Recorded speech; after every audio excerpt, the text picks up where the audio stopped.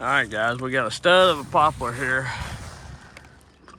That's a 2-foot bar on my saw, and you can kind of see where that lies at. But anyway, we got a good gap. The lean ain't bad, but I do got an axe and wedges just to sit in it. It's not terribly limby. It does have a little bit of limbs, but it's not terrible. But the predominant lean is pretty much where I want to send it. It's out that way. So it does have a little bit of rod on it. So I'm gonna not make the mistake I did earlier. And I'm gonna cut this thing up pretty high. Try to get into some decent wood. And then I'm gonna, we'll cut her up pretty high, and then I'll go back down and stump her down low. The thing is, the reason I'm cutting it up high is the last poplar that I cut and maple that was rotting over there, they cleaned up within a couple foot. The poplar didn't, but the maple did. But the thing is, I don't want this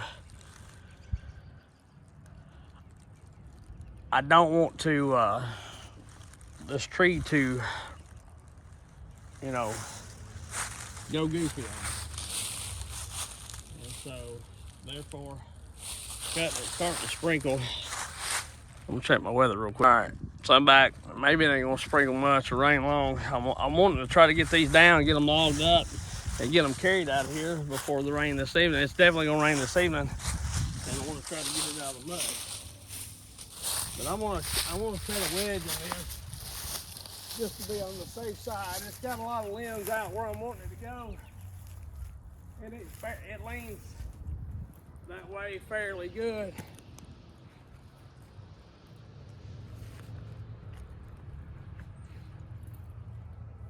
So I think we'll be all right. I want to shoot it in this wide open gap here. So we're gonna try, we're gonna see. Because the thing is, I don't want to mess up any good trees that's left. There's quite a few that's rotting in the bottom in this field. I feel like that's kind of what you get when you got cows running. And when you got a lot of trees, eventually it just, trees get so big and there's not enough nutrients and water in the ground to keep them alive.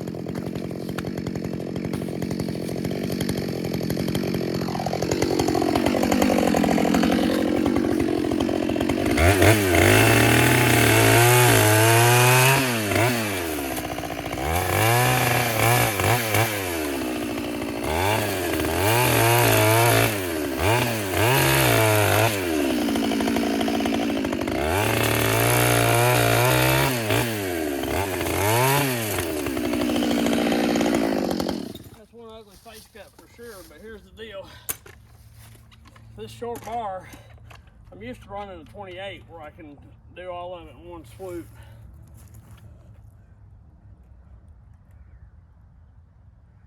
But this short bar, it kind of messes me up. I'm gonna scribe a line, like say I'm gonna cut from the back, and I'm gonna set wedges, because I want to make sure that this thing does like I want it to do.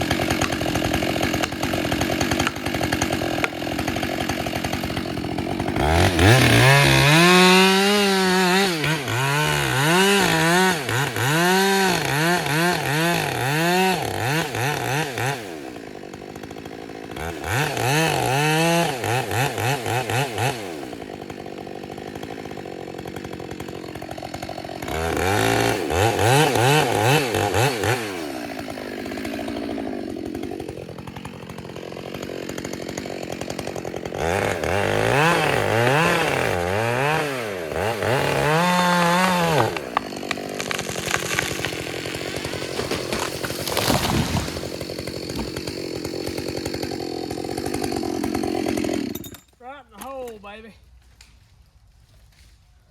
I cut this side off more where there wasn't that much hinge. I didn't want a lot of fiber pull. I got a little anyway, but today I've been a little off because it's been a while since I've cut anything. And typically I'm a little slower when I'm cutting around fences, and I don't want to mess the gate up or, you know, knock the fence down. I have to be out here fencing this afternoon, fixing the fence. So therefore, you know, that's why I do kind of what I do here.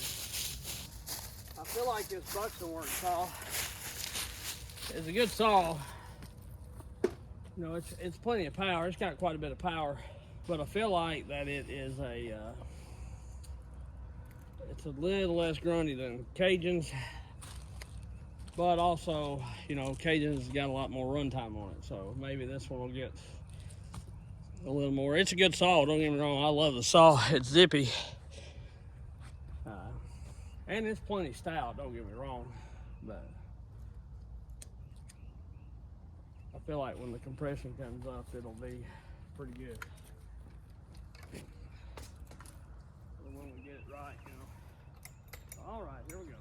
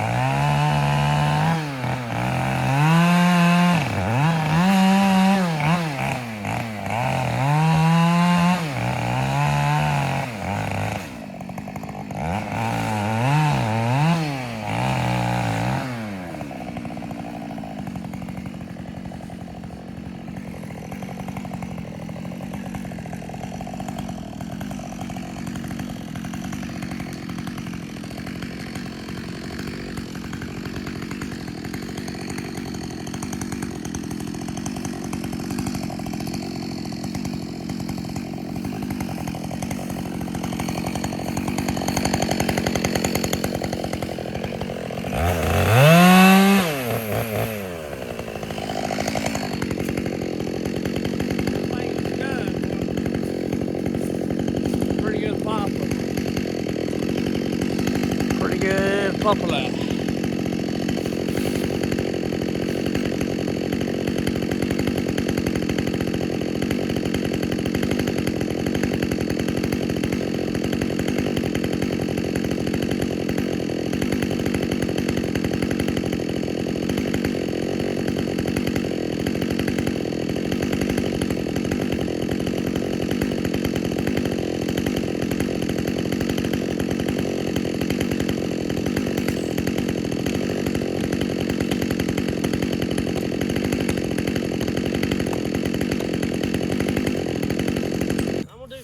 Different I don't typically do, but I'm going to this time because it's got that bad knot sticking up right in there. I'm gonna cut that out and get that thing back clean, do away with that little funky spot, and that way I can get back into a pretty clean stick of wood there that's not terribly knotty, you know.